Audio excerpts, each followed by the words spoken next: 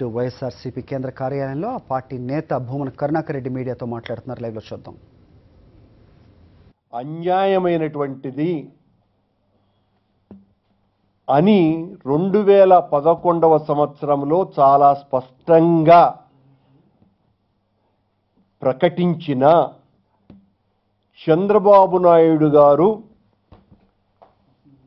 నూతన రాజధాని నిర్మాణానికి సంబంధించి 1691 ఎకరాలలో స్టార్టప్ ఏరియా అభివృద్ధి పరచటానికి ఈ స్విచ్ ఛాలెంజ్ విధానాన్నే ఇంత తిరస్కరణకు గురైనటువంటి స్విచ్ ఛాలెంజ్ విధానాన్నే ఎన్నుకొని సింగపూర్ కన్సార్టియానికి కట్టుబెట్టడానికి, తద్వారా వేల కోట్ల రూపాయల దోపిడీ చేయటానికి తెర తీశారు అనేటువంటి విషయాన్ని పదే పదే ప్రజలు ప్రతిపక్షాలు ఘోషిస్తున్నా ఏమాత్రము బెదరకుండా జూలై 17 గత సంవత్సరం నోటిఫికేషన్ దీనికి సంబంధించి ఇస్తే దాని మీద కొన్ని కంపెనీలు కోర్టుకు వెళితే కోర్టు చాలా సుస్పష్టంగా ఒక తీర్పును సెప్టెంబర్ 12వ తారీఖున ప్రకటించటం జరిగింది. ఆదాయాన్ని ప్రథమ దశలోనే ప్రకటించవలసినటువంటి అవసరం ఉన్నది అనని కోర్టు చాలా స్పష్టంగా చెప్పినా అప్పుడు చంద్రబాబు గారు ఆ మెథడ్ను వాపస్ తీసుకొని గతంలో ఉన్నటువంటి చట్టానికి సవరణ చేసి పూర్తి అధికారాలు ముఖ్యమంత్రికే దక్కే విధంగా ఆంధ్రప్రదేశ్ ఇన్ఫ్రాస్ట్రక్చర్ డెవలప్మెంట్ ఎనేబిలింగ్ యాక్ట్ను సవరణ చేసి ఈ జనవరి 3వ తారీఖున మళ్ళీ నోటిఫికేషన్ను విడుదల చేయటం జరిగింది. గతంలో తొలుత వేసినటువంటి వాళ్ళు తాము ఎంతకు బిడ్ చేస్తున్నామో తెలపవలసినటువంటి అవసరాన్ని ప్రాథమిక దశలోనే తెలపవలసిన అవసరం ఉంది అని హైకోర్టు ఆక్షేపణ చేస్తే ఈ రోజున చంద్రబాబు గారు సవరణ చేసి మళ్ళీ ఆ సింగపూర్ కన్సార్టియంకే ఆ బిడ్డింగ్ దొరకటానికి మరెవ్వరూ కూడా ఆ బిడ్డింగ్లో పాల్గొనేటువంటి అవకాశమే లేకుండా సవరణలు చేసి ఈ రోజున దాన్ని నోటిఫై చేయటం జరిగింది. ఎంత దుర్మార్గమంటే దాదాపు 50,000 కోట్ల రూపాయలకు పైగా దోచుకునేటువంటి కుట్ర ఇందులో దాగి ఉన్నది.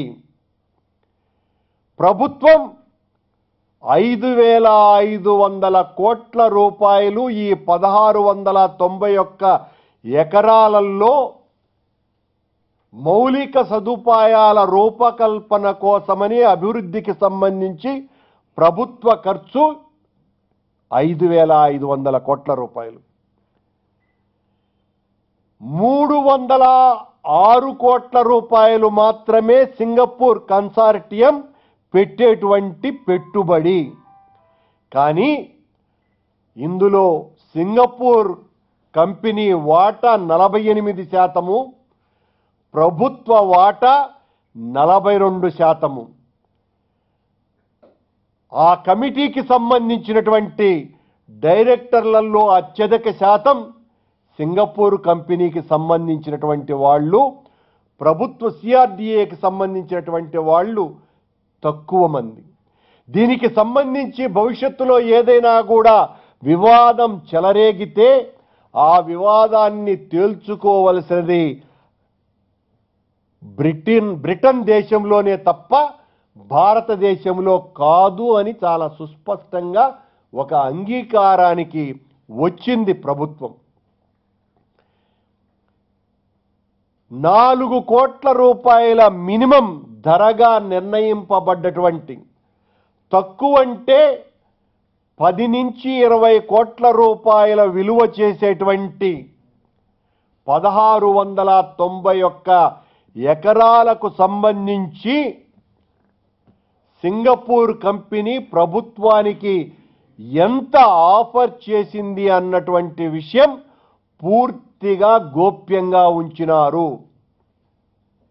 బిడ్డింగ్కు ఇంతకు పూర్వం ఎవరైతే హైకోర్టుకు వెళ్ళినారో వాళ్లకు అసలు అర్హత స్థాయినే లేకుండా చేసి, ప్రపంచంలో మరెవ్వరికీ కూడా అర్హతలు లేకుండా కేవలం సింగపూర్ కంపెనీకి మాత్రమే అర్హతలు ఉండే విధంగా చేసుకొని ఇప్పుడు జనవరి 3వ తారీఖున ఈ టెండర్ నోటిఫికేషన్ను విడుదల చేశారు అనంటే చంద్రబాబు గారి బరి తెగింపు ఓ పరాకాష్ఠకు చేరింది.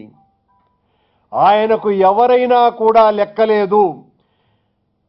ఇది ఓ 25 సంవత్సరాల నిరంతర దోపిడీకి ఈ 1691 ఎకరాల వ్యవహారాన్ని ఆయన నడుపుతున్నాడు. స్విచ్ ఛాలెంజ్ విధానం అన్నదే చాలా తప్పు అని ప్రకటిస్తే కూడా హైకోర్టు అక్షింతలు వేసి మొటిక్కాయలు వేసినా కూడా మళ్ళీ అదే సింగపూర్ కంపెనీకే కట్టుబెట్టడానికి, వేరే ఎవ్వరికీ కూడా దానితో పోటీ పడటానికి కూడా అర్హతలు లేకుండా చేసి ఆ స్విచ్ ఛాలెంజ్ విధానంలో ఎవరైనా మొదట వాళ్ళ ప్రతిపాదనలతో రావాలా అన్నటువంటిది దాని ప్రాథమిక లక్షణం. కానీ ఈ 2.5 సంవత్సరాల కాలంలో ఆ కంపెనీతో, ప్రభుత్వంతో ఆంధ్రప్రదేశ్ ముఖ్యమంత్రి గారు సింగపూర్కు వెళ్ళి అక్కడ ఉన్నటువంటి మంత్రులతో, ఆ కంపెనీ వాళ్లతో, మన మంత్రులతో, అధికారులతో 1కి 15 సార్లు మాట్లాడి చర్చించి వాళ్లను బిడ్డింగ్కు లోపాయికారిగా ఆహ్వానించటం వెనుక వేల కోట్ల రూపాయల లావాదేవీలు జరుగుతున్నాయి. 306 కోట్లు మాత్రమే పెట్టుబడిగా పెట్టేటువంటి ఈ విదేశీ కంపెనీకి చంద్రబాబు గారు ఎందుకు తాబేదారుగా మారుతున్నారు? కేవలం డెవలప్మెంట్ చేయటానికి, ఒక సాధారణమైనటువంటి డెవలపర్ కూడా చేసేటువంటి వ్యవహారాన్ని విదేశీ సంస్థకే కట్టబెట్టడం వెనుక ఉన్నటువంటి రహస్యం ఏమిటి? ఈ దేశంలో అపారమైనటువంటి ఇంజనీరింగ్ నైపుణ్యం ఉన్నటువంటి మహామేధావులు కలిగినటువంటి వ్యక్తులు ఉన్నారే, మొత్తం ప్రపంచానికి ఆదర్శప్రాయమైనటువంటి మోక్షగుండం విశ్వేశ్వరయ్యను కన్నటువంటి భరతమాత ఇంజనీరింగ్ వ్యవహారాలలో ప్రపంచంలోనే కీర్తిగాంచినటువంటి ఇంజనీరింగ్ నిపుణుడు ఆయన. ఈ రోజున నాసా లాంటి అతిపెద్ద సంస్థలోనే మొత్తం భారతదేశానికి సంబంధించినటువంటి ఇంజనీరింగ్ శాస్త్రవేత్తలే ఉన్నారే.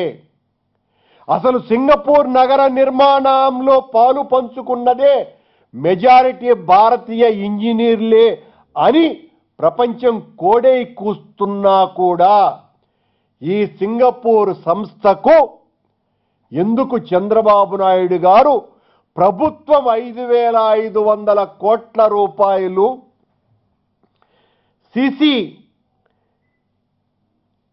డిఎంఎల్ వాళ్ళు 221 కోట్ల రూపాయలు అదనంగా దాదాపు 5,700 కోట్ల రూపాయలు ప్రభుత్వం వైపు నుంచి ఖర్చు చేసి కేవలం 306 కోట్ల రూపాయలు ఖర్చు చేస్తున్నటువంటి వాళ్లకు 48% వాటా ఎందుకు ఇస్తున్నారు?